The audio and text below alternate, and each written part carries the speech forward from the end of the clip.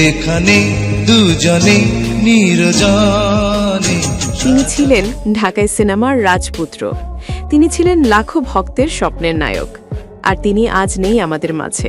29 বছর কেটে গেছে, তবুও থেমে যায়নি ভালোবাসা।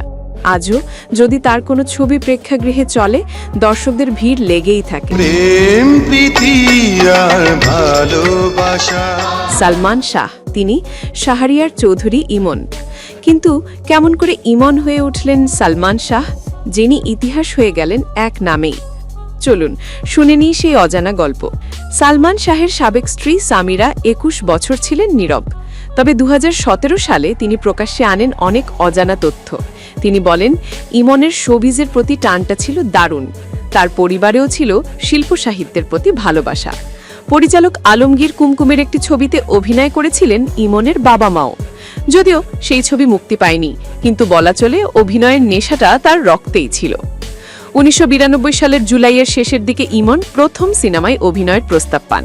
তখন প্রযোজক পরিচালক তাকে জানান নতুন নাম নিতে হবে। ইমন প্রথমে বিষয়টি শেয়ার করেন সামিরার সঙ্গে।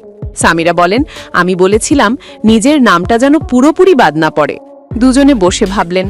তখন বলিউডে সালমান খানের তুমুল ক্রেজ, তাই সালমান নামটা নিতে চাইলেন ইমন। আর নিজের শাহরিয়ারের শাহ মিলিয়ে তৈরি হলো সালমান শাহ। সেই নাম শুনেই ইমন খুব খুশি হয়েছিল। আর আমরা সবাই জানি, এই নামেই সে হয়ে ওঠে ঢাকাই সিনেমার এক উজ্জ্বল নক্ষত্র।